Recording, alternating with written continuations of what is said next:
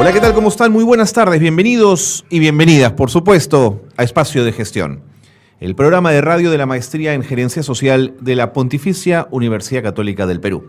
Es un gusto estar con ustedes, además en un programa muy especial donde tenemos un invitado que viene de fuera, que se está vinculando con la Maestría en Gerencia Social, es el profesor Enrique Galiquio, sociólogo uruguayo, especialista en temas de desarrollo local y a quien vamos a explotar en buenos términos en esta conversación. Si podemos, bienvenido, profesor.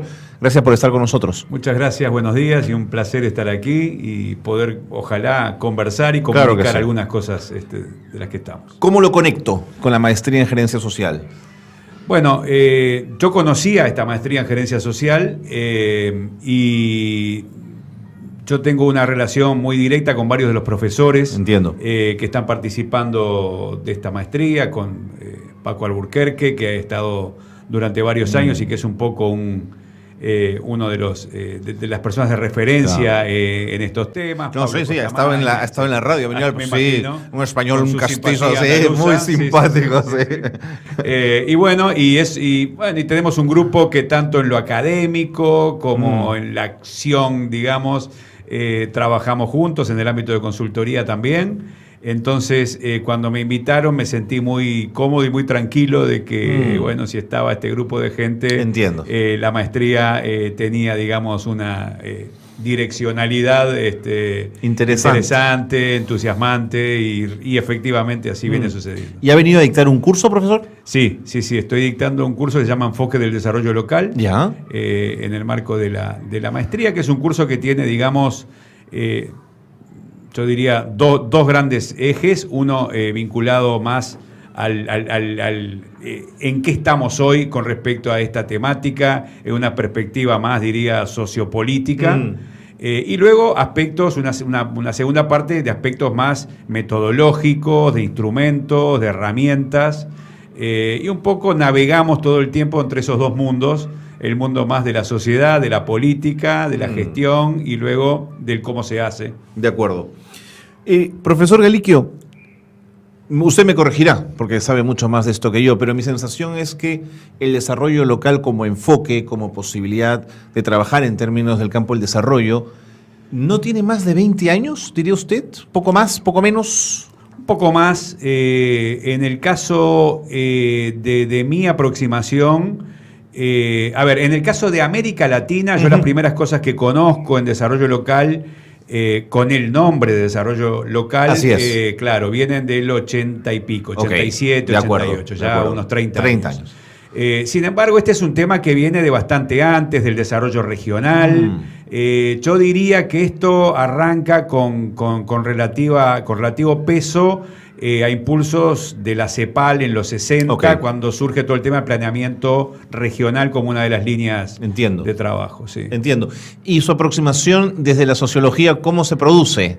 ¿Siempre le interesó este tema? ¿Era parte de estudios que usted había de alguna manera interiorizado desde joven en Uruguay? Bueno, sí, a mí siempre me interesó mucho de vivir en una ciudad o de vivir en un país también tan chico como Uruguay.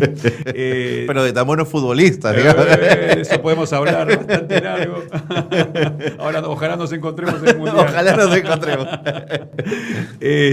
No, ahí, bueno, una cosa que siempre me hizo un poquito de ruido, digamos, a lo largo de mi desarrollo, tanto estudiantil como profesional, era el tema de las inequidades, el tema de la fragmentación, el tema de que cómo, y una cosa que cada vez me parece más clara, cómo estamos en sistemas que son capaces de combatir la pobreza con más o menos éxitos en cuanto a los indicadores. Así es. Al menos pobreza monetaria, si usted quiere. Ahí está, pero cada vez estamos más fragmentados y más desunidos en cierto sentido. Entonces, la dimensión territorial de todo eso es una de las dimensiones que me interesó siempre. Bueno, las correlaciones que había entre vivir en determinado lugar y determinada estructura de oportunidad, determinado tipo de trabajo, determinado tipo de estudios, determinado vínculo con la sociedad. Eso siempre fue una cosa que me atrajo y que creo que me fue llevando al mundo del desarrollo local.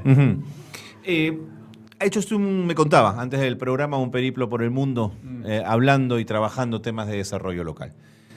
¿Cuál es la gran problemática del desarrollo local? ¿Es el sistema, su complejidad?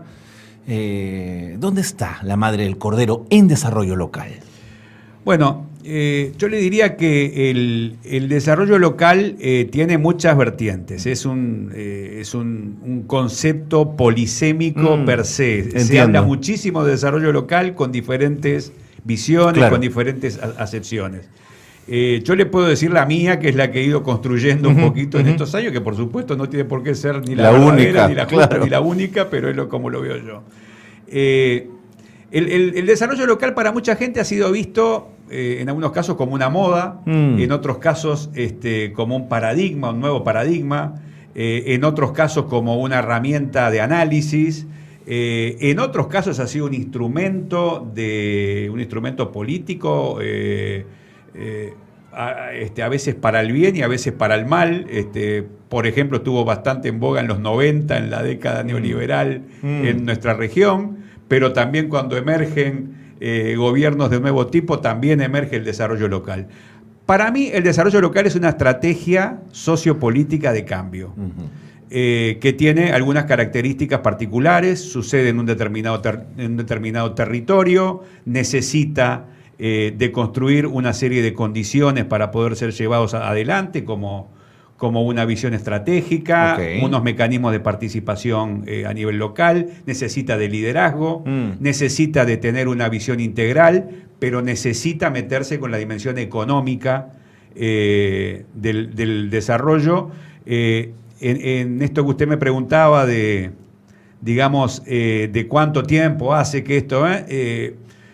El desarrollo local empezó en América Latina con una visión muy social, muy pegado a lo social, que a veces nos dejó en los márgenes. Entiendo. Y no nos permitió, cuando le digo, esto de la visión política del desarrollo local, el no habernos metido en esta dimensión más económica nos condenó un poco a los márgenes. Que olvidó el mercado, olvidó en qué estaba. Exactamente, varias de las preocupaciones principales de la gente, el empleo, el Claro, trabajo, claro. lo que tiene que ver con la calidad de vida. Y entonces, sí, es cierto lo que usted me decía, y ahora reflexioná un poquito sobre esto de los 20 años, porque es cierto que en los últimos 15 o 20 años el énfasis ha estado muy vinculado al tema del desarrollo económico local, que yo creo que es uno de los temas más trascendentes con respecto a la temática del desarrollo local, en tanto y en cuanto uno lo asuma de entrada en una perspectiva integral y luego trabaje la dimensión económica. Entiendo. Porque no vamos a resolver nada metiéndonos solo con la economía en territorio, cuando hay otros factores de carácter identitario, de carácter cultural, de carácter político, de carácter ambiental, la dimensión de género, en fin, hay una cantidad de aspectos que hay que considerar, pero sí, y es un poco lo que estamos trabajando en el curso de la maestría, hay una serie de tareas para hacer en el tema del desarrollo económico local que realmente entendemos que pueden mover la aguja en términos de tratar de ayudar a resolver estas inequidades, que es el gran problema de América Latina, ¿verdad? Claro. En el caso peruano, por ejemplo, profesor Galiquio, miramos con estupor las migraciones de los años 40 en adelante y nos preguntamos si un proceso de desarrollo local sostenible hubiese permitido que grandes sectores de grandes comunidades, digamos, anclaran más en sus espacios frente a la necesidad de tener que salir de este.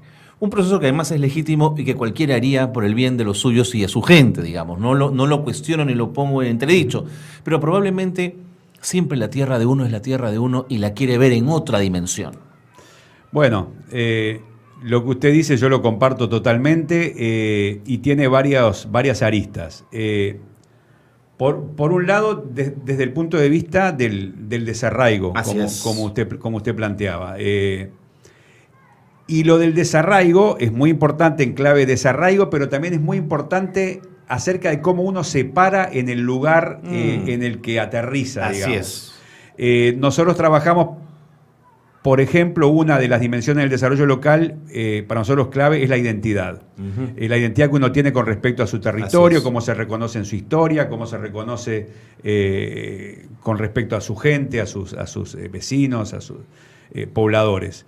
Entonces, cuando uno digamos, aterriza en un determinado lugar, no siempre está mirando el futuro en ese lugar. Así es.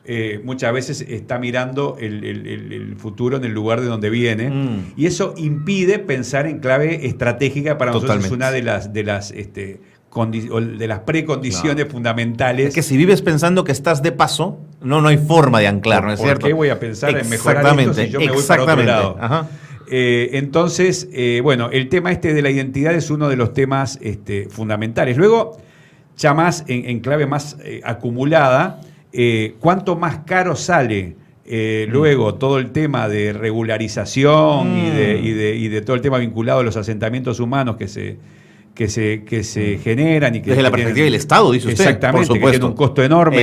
En términos de servicios, en términos de bueno, todo lo que implica digamos, poner la totalidad de los servicios con respecto a lo que hubiera costado generar las condiciones para que esta gente se... Sí, señor. Pero claro, la gente necesita educación, salud, conectividad, en el sentido más amplio de la palabra, necesita unas condiciones de vida y necesita empleo y trabajo. Y determinadas condiciones para producir. Y de todo eso que se trata un poco el desarrollo local. Claro. ¿Cómo hacemos? Ojalá para que la gente pueda vivir en el lugar que siente como propio, en su corazón, en su historia, en su familia, en sus recuerdos. Y bueno, y ayudamos a generar las condiciones para que esto suceda. ¿Uruguay vivió procesos como este que le he mencionado hace un momento? ¿También lo vivieron ustedes? ¿El crecimiento de grandes espacios urbanos? Sí, Uruguay es absolutamente macrocefálico. Montevideo y su área metropolitana tiene más o menos el 60% de la población del país. Sí. Explica más o menos el 70% del PBI del país y tiene el 3% del territorio del país. Si hay algo macrocefálico es Uruguay y Montevideo y su área metropolitana. Básicamente somos un puerto con un conjunto de servicios y un área agrícola y agropecuaria, sobre todo, bueno, lo agropecuario es muy importante, dado que tenemos 4 vacas por gente más o menos, lo cual es muy bueno al final de la cadena de valor. De acuerdo. Profesor Galiquio, me tengo que ir a la pausa, es una pausa breve, pero quiero dejar planteado lo siguiente. Usted ha hablado de identidad y a mí me parece que puede ser un valor fundamental en esta lógica del desarrollo local. Quizás el primer paso para un aterrizaje en desarrollo local, pero me pregunto también si el desarrollo local desde la perspectiva de un fortalecimiento de la identidad no puede generar falsos nacionalismos, tribus, comunidades, además que defienden lo suyo desde una perspectiva de qué es lo mío y qué es lo tuyo, digamos, ¿no? Sobre todo en un Estado-nación. Le propongo que volvamos a conversar de eso después de la pausa. Con mucho gusto. Muchas gracias por estar con nosotros. Pausa y seguimos con más en Espacio de Gestión.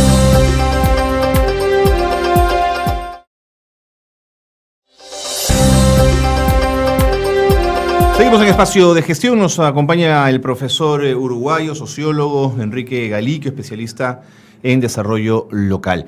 Y yo le había planteado la posibilidad que exploremos en este segundo bloque el tema de la identidad aterrizado con las tribus y esta comunidad que se mira al ombligo y dice aquí lo único que vale es lo que yo digo, ¿no es cierto?, frente al otro, lo que genera xenofobia y una serie de problemas. ¿Qué responder desde el desarrollo local? Bueno, la propia concepción del desarrollo local que manejamos trata de escapar de dos conceptos que justamente son los que no permiten el desarrollo local. Por un lado, el localismo, que estábamos planteando ahora, ese mirarse al ombligo, ese todo lo puedo, todo lo sé, no necesito nada de nadie, nosotros somos los puros y duros, etc. Y en el otro polo, la visión de la globalización pura y dura, que también dice lo local no tiene sentido, el mundo es global y lo estamos viendo todos los días que esto no es así. Sí creo que justamente el desarrollo local tiene que tener una visión que haga jugar a estos dos polos, pero no se quede con ninguno de los dos. Por un lado, para no producir, digamos, ese... nada lo podemos porque todos son dinámicas globales y nos condena a la inacción y a que es esa visión más global de los mercados, todo lo marcan, no tenemos margen de acción, ¿no? Y eso nunca es así. De hecho, hay una persona aquí en el Perú, Michel Ascueta, exalcalde de Villa El Salvador, que cuando analiza los procesos de desarrollo local tiene toda una metodología que no se basa en la pobreza, sino que se llama el mapa de la riqueza, que parte de la base de todo lo que tenemos en un territorio, en gente, en recursos, en historia, en trabajo, en producción. Es otra mirada, ¿no? Es otra mirada. Partimos de lo que tenemos, lo que se llama en la jerga del desarrollo local desarrollo endógeno. Estoy de acuerdo. Pero frecuentemente el problema que tenemos es que no nos alcanza con el desarrollo endógeno. El territorio tiene que jalar recursos de fuera para poder desarrollarse. Entonces, y acá estoy hablando ya no tanto en la cuestión identitaria, sino en la dimensión más económica. El territorio necesita generar unas ciertas condiciones para atraer recursos para mejorar la calidad de vida de sus habitantes. Y esa es una de las tareas del desarrollo local. Precisamente cuando usted habló con Paco Alburquerque, habrán hablado del tema de la competitividad territorial. Así es. Que es uno de los temas que ha sido uno de los grandes aportes de él. Veníamos justamente de una visión del desarrollo local en clave endógena, de lo pequeño, los small is beautiful, y ahí vamos, y realmente no embromábamos a nadie, por decirlo de mala manera. Creo que esta perspectiva de competitividad territorial da otra visión, digamos, a la cosa y nos permite poner al territorio en relación con otros. El ponerse en relación con otros, y aquí lo ato con el inicio de su pregunta, tiene mucho que ver en términos de identidad, porque a la vez que tener una identidad local supone límites con el afuera, tener esta perspectiva de que necesitamos de otros construye puentes para afuera. Entonces es la diferencia entre una identidad a veces de tipo nostálgico, de todo pasado fue mejor y tenemos que volver a ese pasado, a lo que nosotros le llamamos una identidad como palanca de desarrollo. Entiendo. Que de alguna manera implica ya no la identidad como temor, como miedo, que lleva muchas veces a la xenofobia, al racismo y a diferentes tipos de aspectos que son los más alejados de la perspectiva de desarrollo local como lo manejamos, lleva a una visión de diálogo, de abrirse, pero ese diálogo, ese abrirse tiene que ser desde un proyecto autónomo construido localmente. Y yo por eso le decía que desarrollo local al principio decía es sobre todo construcción de visión estratégica. Y bueno, el que tiene estrategia, el territorio que tiene estrategia, es el territorio que pasa de pedir a negociar. Claro.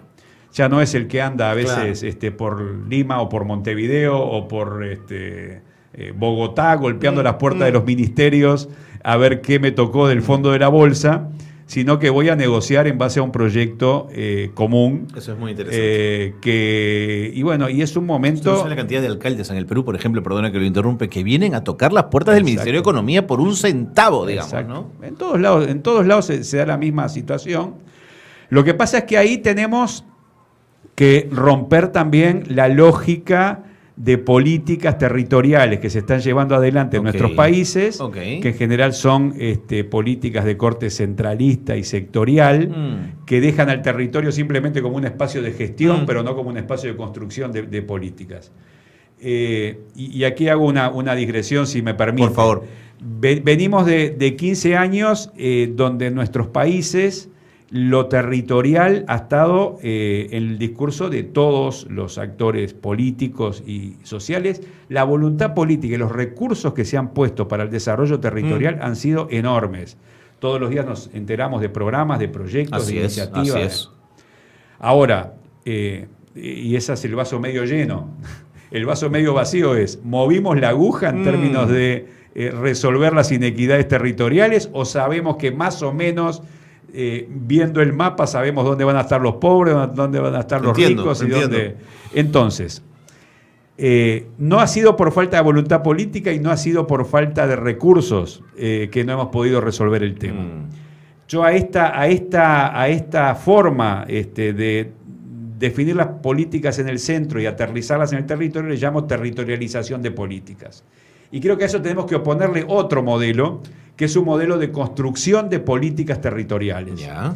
Y no es un juego de palabras. No, lo entiendo, lo entiendo. Si uno es central, vertical, sectorial, el otro es horizontal, Entiendo. territorial y de redes. Pero ¿qué es lo nuevo para salir del ombliguismo? Que ya no alcanza con armar el grupo local de desarrollo. Ahí tenemos que sentar al gobierno nacional y al gobierno regional junto con los actores locales en una lógica también de articulación público-privada. Ya no nos alcanza, porque es el modelo de la territorialización de políticas, esto de las mesas sectoriales. Entiendo. Que en realidad nos fragmentan y nos llevan a lo que queríamos resolver en lugar de resolver el tema. Entonces, tenemos la mesa de esto, la mesa del otro, de desarrollo rural, de género, de seguridad ciudadana, de empleo, de no sé qué, y ninguna dialoga con la otra. Y peor, como muchos de estos procesos muchas veces son cooptados por una cierta élite local, muchas veces son los mismos 20 o 30 que van cambiándose de sombrero, circulando de mesa en mesa Claro. y siendo los mismos que deciden. Entonces, De acuerdo. también le hablaba, desarrollo local es estrategia y también es participación. Ok. Desde esa mirada, para que el desarrollo local entre en esa lógica de redes más horizontal, ¿apelaría usted a cambios en la distribución política del territorio? Pongo dos ejemplos. Se discute mucho en el Perú que deberíamos estar divididos en función a las cuencas de los ríos, ¿no es cierto? La dinámica económica que te genera una cuenca es mucho más articulador que una línea en el mapa marcada con cierta arbitrariedad. Y lo otro que miramos a Lima, es una ciudad con 43 distritos que es absolutamente ingobernable. Son demasiadas cabezas gobernando un espacio, en este caso, tan pequeño. Por eso le pregunto si la distribución política en el mapa tiene que conversar con el desarrollo local y generar cambios. Sí. Bueno, ahí hay dos temas. Uno, descentralización no es lo mismo que desarrollo local. Importantísimo. Descentralización es, ojalá, o debiera ser, transferencia sistemática de recursos y competencias de los niveles centrales a los niveles locales. Y eso necesita, sí, digamos, de ámbitos administrativos sin duda, en los cuales muy aterrizar, claramente definidos. porque si no es un caos. Y con capacidad de gestión, profesor. Bueno, porque ese si no... tema absolutamente, Okay. absolutamente. Ahora bien, teniendo que existir eso, que me parece que tiene que existir, luego el territorio es una construcción colectiva, es una construcción. Nosotros podemos tener un determinado proyecto para un barrio, y estaremos hablando de desarrollo local en un contexto de un barrio, en el marco de un distrito. Podemos estar hablando de un distrito en el marco de un municipio, ¿verdad? podemos estar hablando de un municipio en el marco de una provincia y así sucesivamente. O podemos estar hablando de una cuenca, o podemos estar hablando de una cadena de valor, o podemos estar hablando de diferentes formas de construir el territorio. Claro. Donde justamente los diálogos, los vínculos, la construcción estratégica va cambiando en función del territorio, porque el no todo lo podemos es muy cierto, y uno de los temas fundamentales vinculado a todo esto es cómo pasamos de las cadenas de valor tradicionales de corte más economicista, por decirlo de alguna manera, a cadenas de valor de corte territorial. Porque lo que nos pasa hoy es que la construcción de cadenas de valor que tenemos, en general, utiliza el territorio como enclave. El excedente que se genera por esa cadena de valor no queda en el territorio. No queda en casa, así es. Entonces, otro de los temas en los cuales trabajamos bastante es en construcción de cadenas de valor de corte territorial, que implica, entre otras cosas, una discusión del excedente económico que se genera a través de esas cadenas de valor. Acá, ojo, no estoy hablando, porque a veces me lo han malinterpretado, no estoy hablando de expropiar a nadie, ni estoy hablando de... lo que sí estoy hablando es de que haya ámbitos donde discutamos, crecemos muy bien, pero no queremos solo crecer, queremos desarrollo. Y el desarrollo implica empleo de determinada calidad, sistema de salud, educación, una serie de condiciones que tienen que ser sujeto de discusión.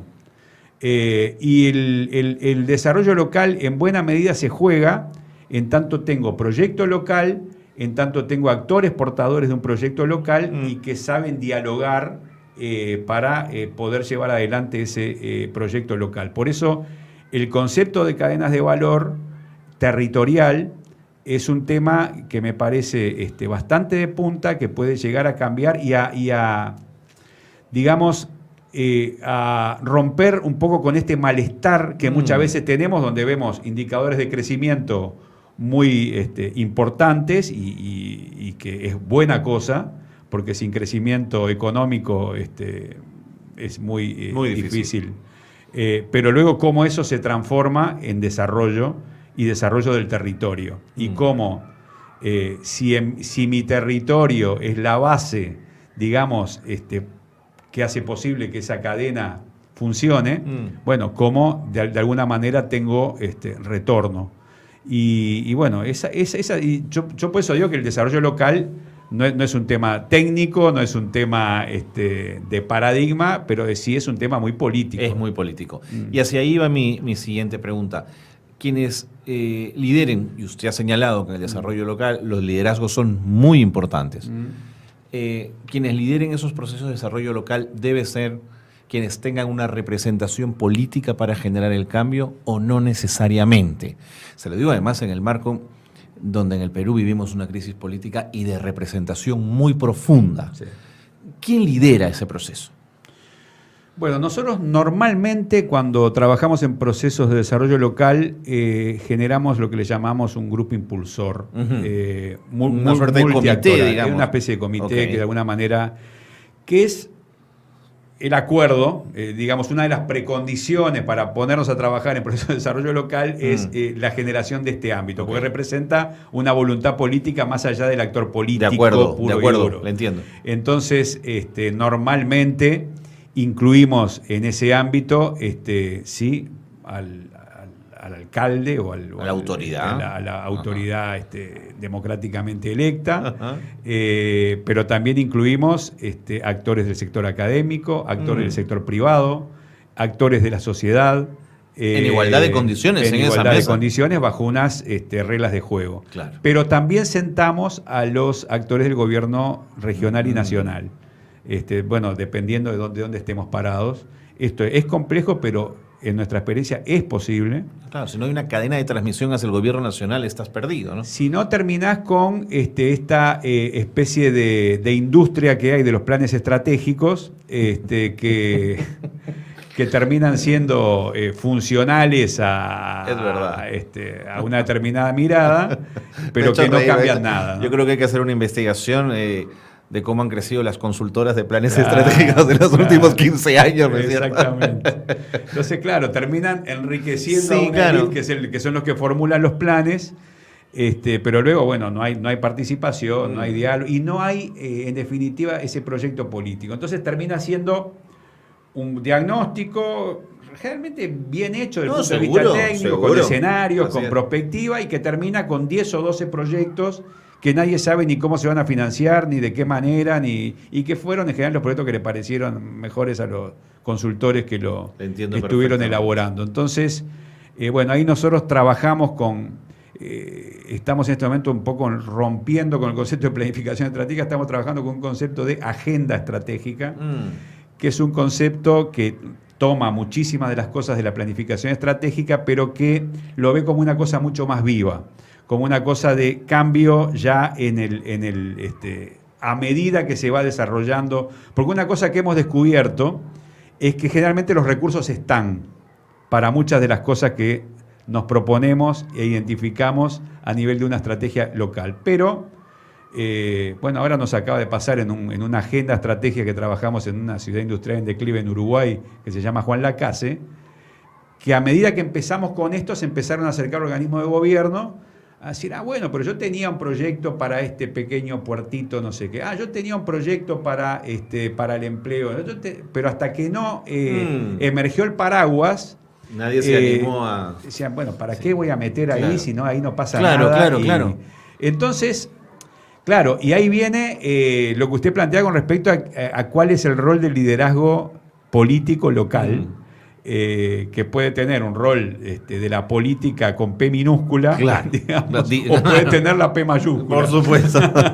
Entonces, en tanto el actor político local cumpla un rol de articulación, de promoción del diálogo. Ahí hay unos autores españoles, Kim Brugué y Ricardo Gomás, tienen un libro sobre políticas públicas, que dicen que el desafío para las autoridades locales en este siglo ya no es mandar, es relacionarse.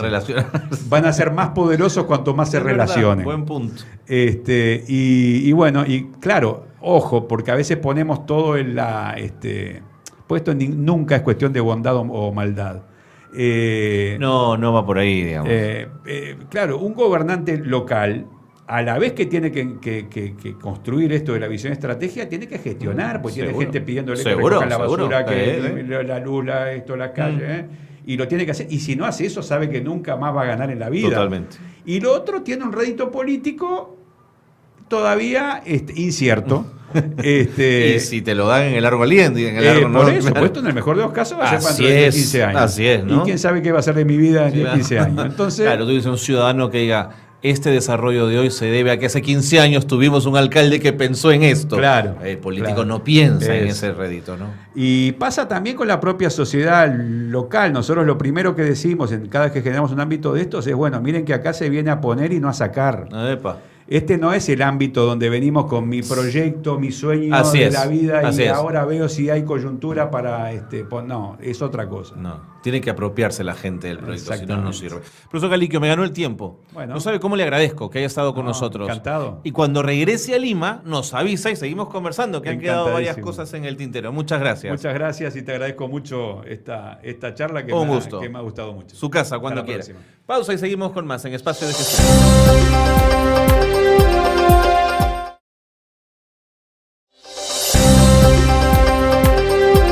Seguimos en Espacio de Gestión y nuestro siguiente invitado se llama Gianfranco Canessa. Él trabaja en un colectivo, él es activista de un colectivo que se llama Comida No Bombas, Food Not Bombs. Es una red de colectivos autónomos en todo el mundo que reparten comida vegana en distintos lugares. Llevan un mensaje de no violencia.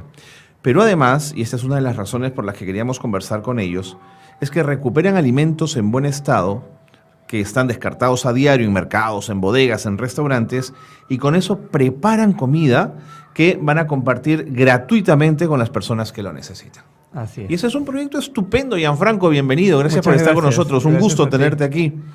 Antes de entrar al detalle, cuéntame del colectivo, cómo nace, cómo se articula. A ver, el colectivo nace a raíz de una visita que nos hizo uno de los fundadores de Food Not Bombs. Ha sido a fines del 2015. Ya. Él viene acá a Lima con la idea justamente de crear un colectivo aquí, porque ya funciona en Estados Unidos y en varias otras ciudades del mundo. En México hay muchos. Entonces él viene, se forma una suerte de 10, 15 personas interesadas en crear el colectivo. ¿Viene con una universidad? ¿Viene solo? No, viene solo como activista, como activista del mundo, digamos que es él. Viene con su esposa, que los dos son activistas, y hace un par de reuniones en 2 restaurantes veganos como para llegar a la gente que más o menos tenemos como que espíritu de no violencia. Definido vegano como una postura ética que está en contra de la explotación de los animales. De acuerdo. Para nuestro propio beneficio. ¿Es comida vegetal? Es comida 100% de origen vegetal. De origen vegetal, ok. Y el huevo no entra. No. Ok. Ni huevo ni pescado. De acuerdo. Porque básicamente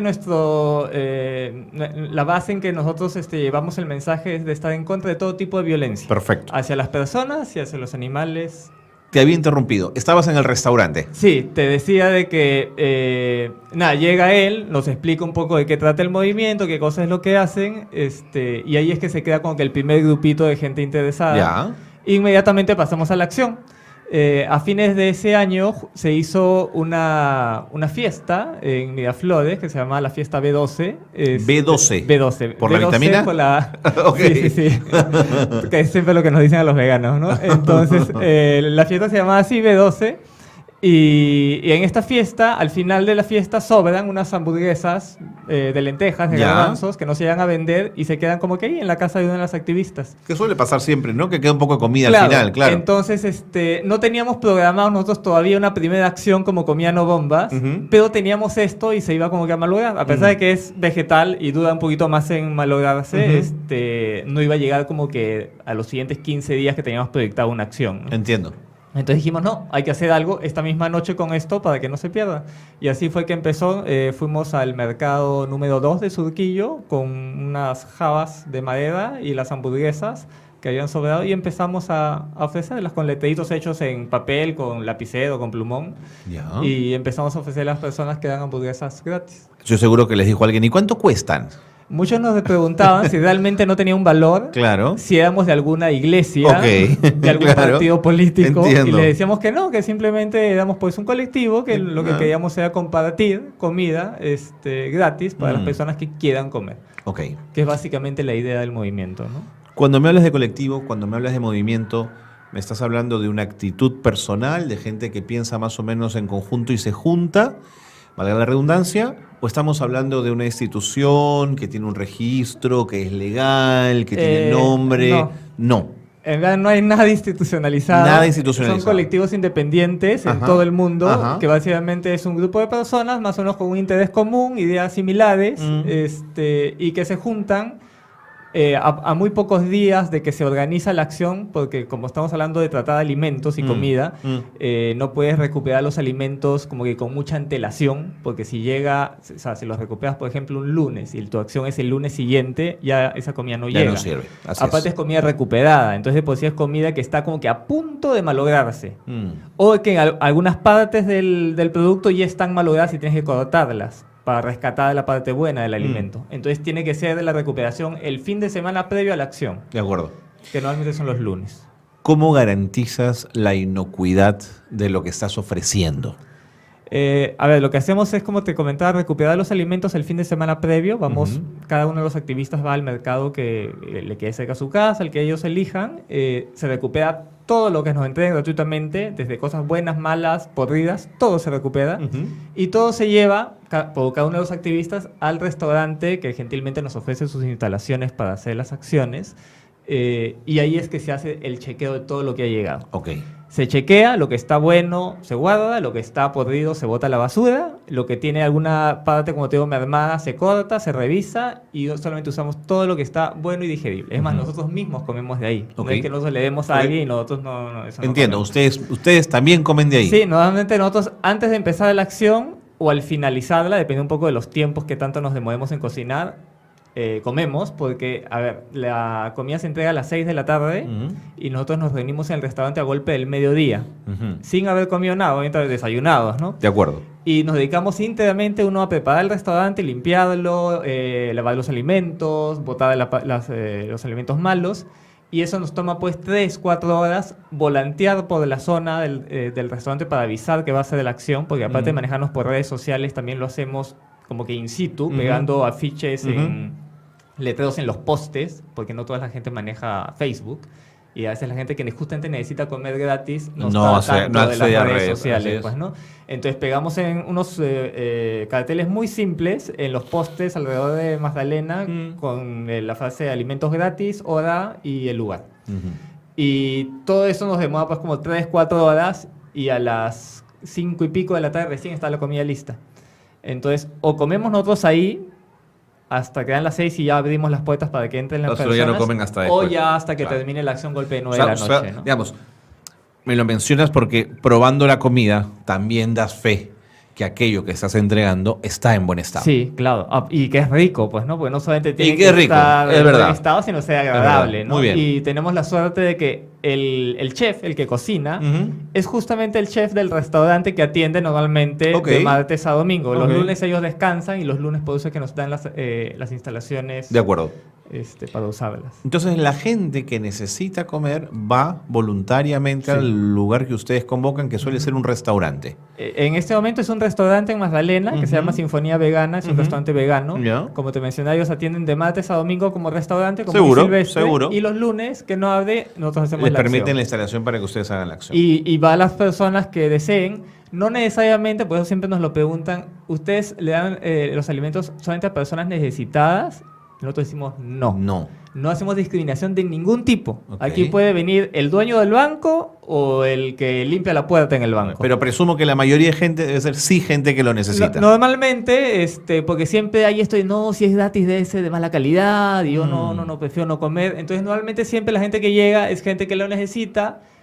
En algunos casos, gente de trabajo muy humilde, o también a veces muchos estudiantes que salen a veces ¿Verdad? de algún instituto Ok. y salen con mucha hambre. Claro, no tienen un Y, sencillo, y entonces... no tienen pues mucho dinero a la mano Claro, a veces. y aprovechan de comer acá. Una maravilla, ¿no? Ok. Entonces no se lo creen que sea comida gratis.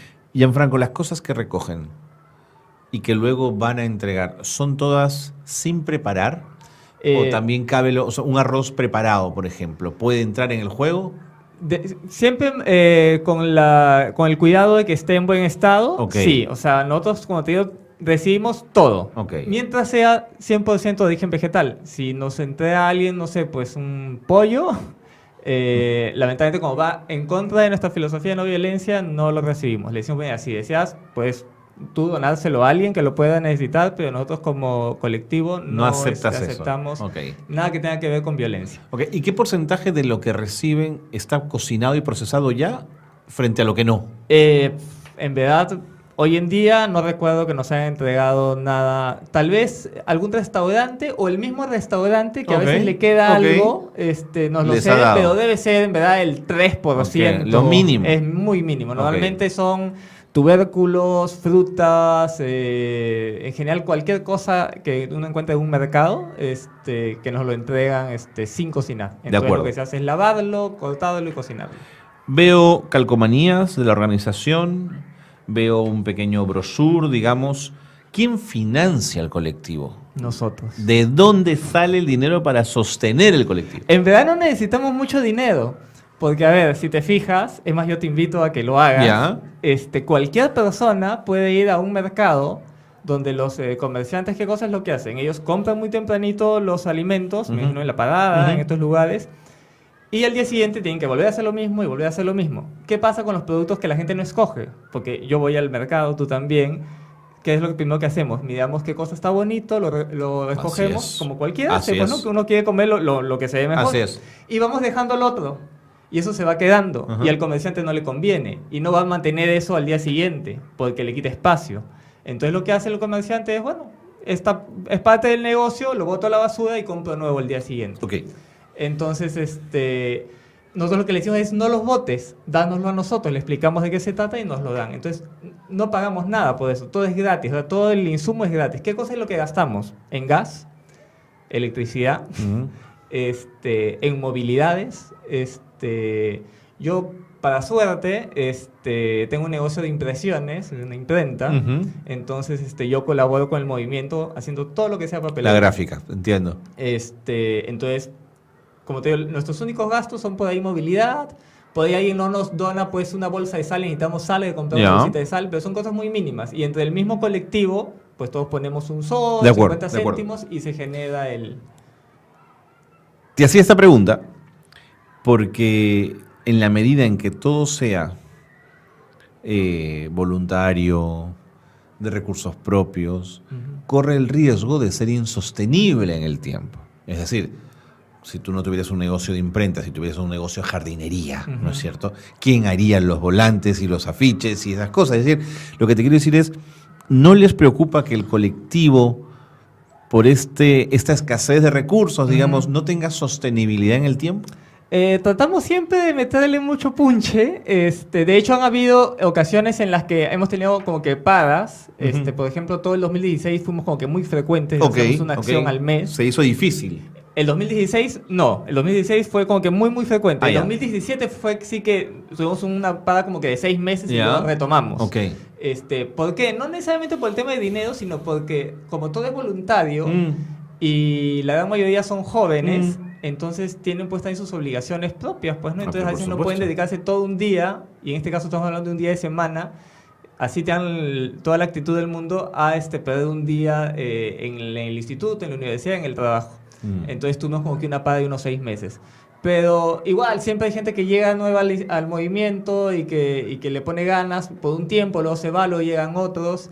Si no tuviese yo la imprenta, seguramente haríamos unos papeles con plumón, como cuando recién empezamos. Hay mucho de voluntariado y de voluntarismo en todo esto. Y de tener como que, estar como que con mucho cariño y creerte el movimiento, ¿no? Mucho compromiso, ¿eh? Mucho compromiso y que te guste la idea.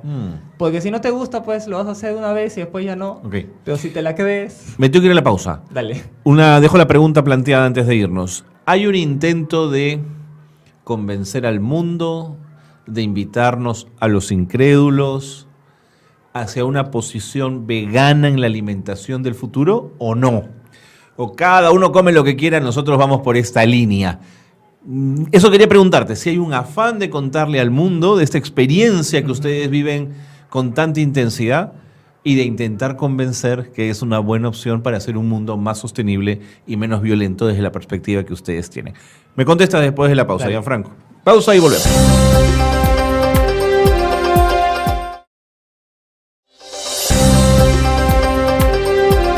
Muy bien, seguimos en Espacio de Gestión y estoy compartiendo una conversación muy interesante con Gianfranco Canessa. Gianfranco es un activista, un voluntario del colectivo Comida No Bombas. Ellos recuperan alimentos en buen estado, que son alimentos además descartados a diario en mercados, en bodegas, en restaurantes, y con eso preparan comida vegana que comparten gratuitamente con gente que lo necesita o con gente que no lo necesita, pero que desea aproximarse al mundo de la comida vegana. Y nos habíamos ido a la pausa, Gianfranco, planteando esta idea del mensaje que quieren dar ustedes con una propuesta como esta. Pero claro, detrás de toda acción voluntaria hay una propuesta detrás. Claro. ¿Ustedes quieren decirle al mundo que esta es la opción del futuro, que debemos transitar hacia modelos de comida y de nutrición mucho más saludables que los actuales o no? Lo que queremos es que la gente tome conciencia. Ok, o sea, si hay un discurso político entonces Sí, detrás. sí, claro, Okay. sí, por supuesto. Nuestros dos, digamos, líneas en que queremos que la gente tome conciencia es, número uno, la cantidad gigante de alimentos que se bota a la basura y que puede alimentar a muchas personas. Eso es tremendo. Eso es abismal. Si nosotros nos ponemos a pensar de que lo que hacemos nosotros todavía es algo como que muy, muy pequeño, reducido a 6 personas que van a 6 mercaditos y recuperan comida para alimentar a 100 personas una noche de un lunes, imagínate lo que haría mucha más gente y toda la comida que se desperdicia en todos los mercados del país, sin contar los supermercados, que es ya una cosa No, por supuesto. increíble, ¿no? Y toda esa comida va a la basura y no es comida que esté mal.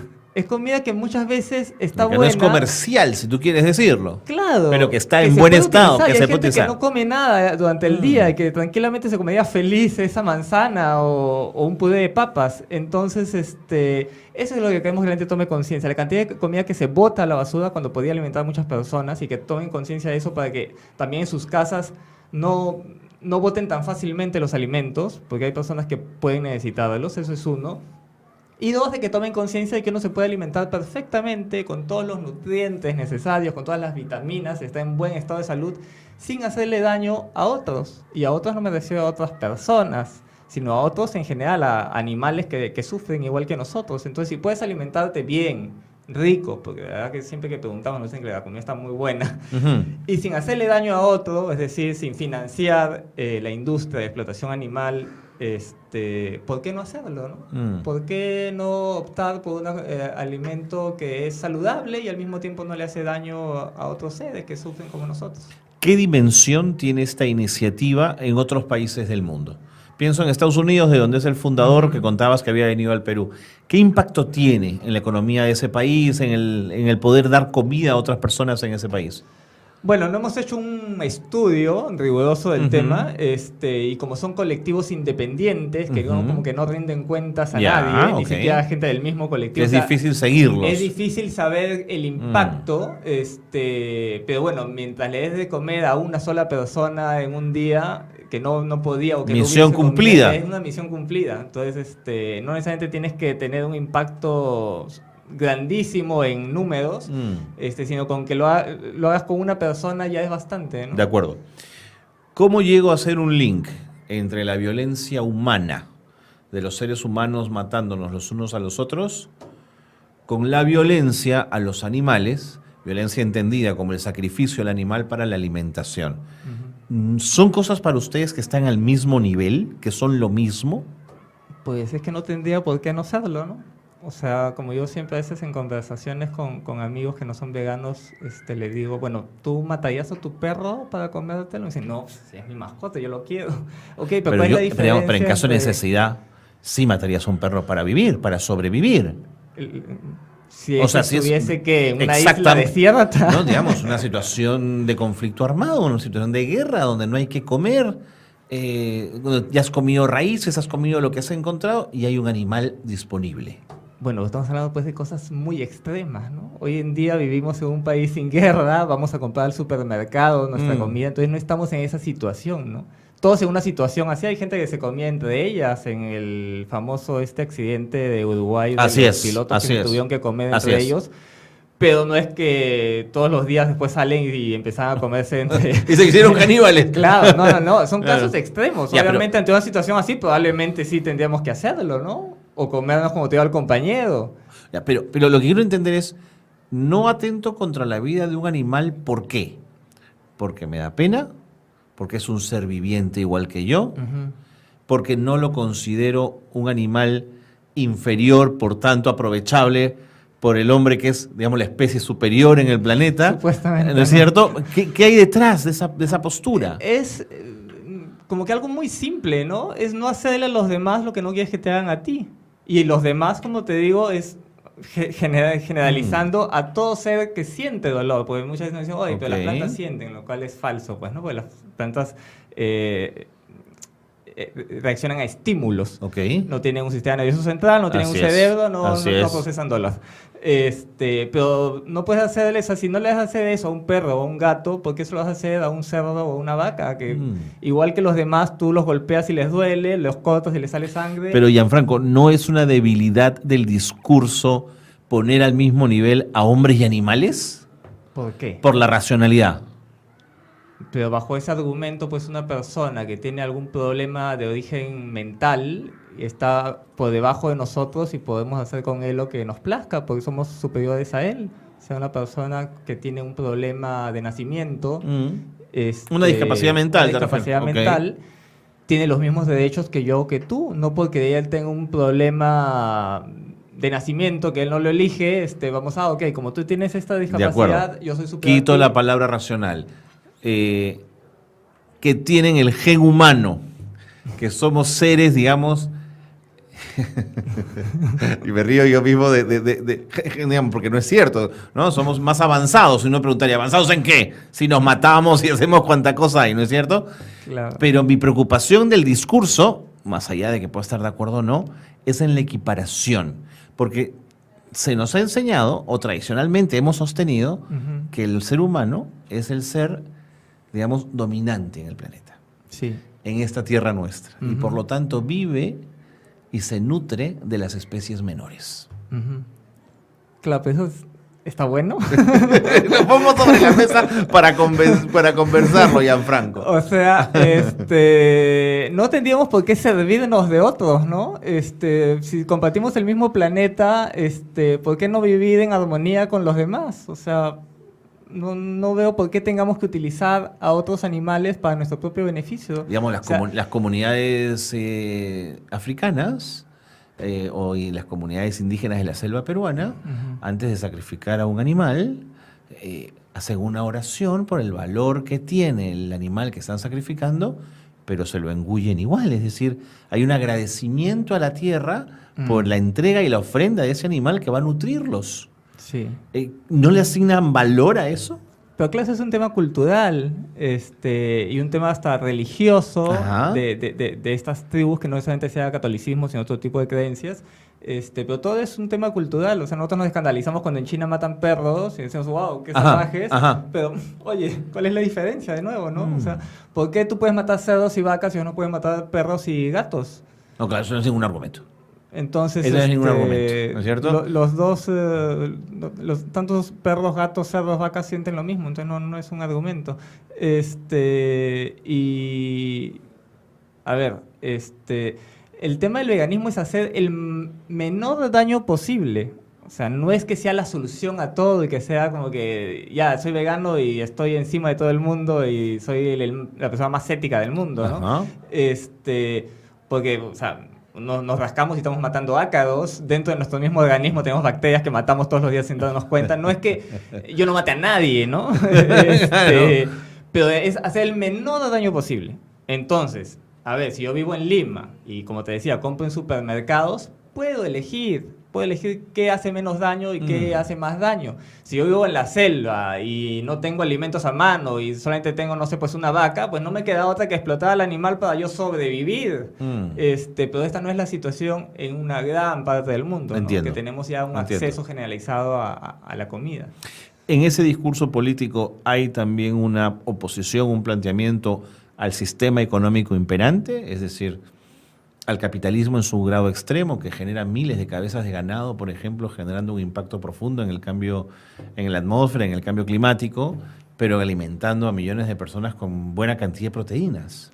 Sí, pero ojo que hay organizaciones que se encargan justamente de alimentar a muchas personas en África, que se mueren de hambre literalmente, y han visto que por un tema netamente económico, no de ética, netamente económico, les sale más rentable comprar alimentos de origen vegetal que comprar alimentos de origen animal, que siempre es más caro.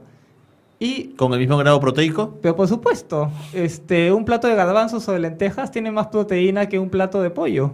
Entonces, ese Por eso mito, digo, de pronto hay una industria que nos ha contado el cuento de la proteína. y de los 3 vasos de leche al día para crecer.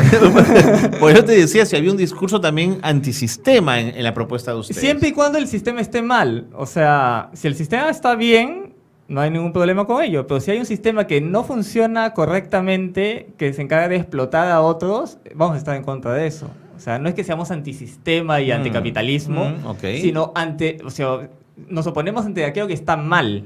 Si no hace daño a nadie, no tenemos por qué oponernos. Pero si realmente le genera un daño a otra persona o a otro ser que siente dolor, pues hay que oponerse. Voy a hacer una pregunta más tonta de la tarde en esta conversación, Gianfranco, pero presumo que el mundo de los toros, el mundo taurino, es algo que los confronta también con esto. Sí, claro. No hay ninguna diferencia entre un toro y una vaca. Entonces, si estás en contra de que maten a un toro en una plaza por diversión, también Bueno, pero deberías ese estar... toro luego va a ir a la beneficencia y esa carne va a ser consumida por personas que lo necesitan. Sí, pero ¿por qué matar a un animal para que otros coman y por qué no darles alimentos de origen vegetal? Entonces, o sea, ¿por qué hacerle daño a otro para hacerles un beneficio a otro grupo? De acuerdo. Cuando puedes hacerlo igual, beneficiarlos sin hacerle daño a otro. Queda clara tu posición, Gianfranco. ¿Qué has traído en esta cajita? Quiero contarles para, digamos, ponerlos en contexto que Gianfranco ha tenido la enorme amabilidad de traer una suerte de torrejitas que tendrán el tamaño, imagínense, un poquito más grande que una moneda de un sol, pero un poquito más anchas, eso sí. ¿Que son de qué? De lentejas. De lentejas. Son lentejas que también han sido recuperadas porque Ya. están a punto ya de su fecha de vencimiento. Ya. Entonces ya era un producto que iba a acabar en la basura nuevamente. Y una activista del movimiento, sabiendo de la entrevista y esto, dijimos, oye, si somos comiendo bombas, ¿cómo vamos a ir con las manos vacías? Eso es un buen punto. Entonces, aprovechemos esto que tenemos, que Ya. se ha recuperado, preparémoslo y llevémoslo para que Para probarlo. lo prueben. Esto es lentejas, sí. Es lentejas y avena. Avena. Y condimentos, pues, ¿no? Un poquito de pimienta, de sal. Su aceitito, Sí, frito, y nada más. y eso es súper Y proteico. con sí, claro, son lentejas. Son lentejas, puro fierro, digamos. Exactamente. Bueno, así huelen que- fantástico, ¿ah? Sí, me imagino. Huelen. Creo que eso es lo que estaba oliendo hace rato todavía todo el ambiente. Huele muy bien. Vamos a comérnosla, pues. Claro, te invito. Gianfranco, muchísimas gracias por haber estado con nosotros. El tiempo nos ha ganado. No sé si hay algo más que quieras decir, alguna convocatoria cercana, algo en Facebook. Sí, claro. Si desean escribir al movimiento para algún tipo de colaboración, que nos quieran entregar comida o que quieran participar como activistas, de repente no como que eternamente, pero en alguna acción De en acuerdo. específico, tenemos una página de Facebook que es Comiano Bombas Lima. La pueden buscar por Facebook. Y tenemos un mail que es comidanobomba.lima@gmail.com. Perfecto. Y ahí nos pueden también escribir y comentarnos lo que deseen, ¿no? Gianfranco, creo que ha sido sumamente claro. Una postura muy interesante, por supuesto, entra en el orden del debate y de la discusión Claro. amable, pero de verdad que es una propuesta muy interesante y además yo, en lo personal, saludo este talante y esta actitud de servicio para muchas personas que necesitan alimentarse bien, con buena nutrición y además a partir de alimentos que nadie iba a usar, que Claro. se iban a desperdiciar. Porque en verdad, como te decía, es literal. O sea, tú alimentas a personas cada acción se alimenta un promedio de entre 80 y 100 personas. Así es. De comida que en teoría no existe. Así porque es. era comida que iba a acabar en la basura. Por eso digo, Entonces, eso es fantástico. es una maravilla. Es una maravilla. Muchas gracias, Gianfranco. Un Gracias gusto. a ti. Muy bien, con Gianfranco le ponemos punto final a nuestra conversación. Gracias por habernos acompañado. Esto ha sido Espacio de Gestión.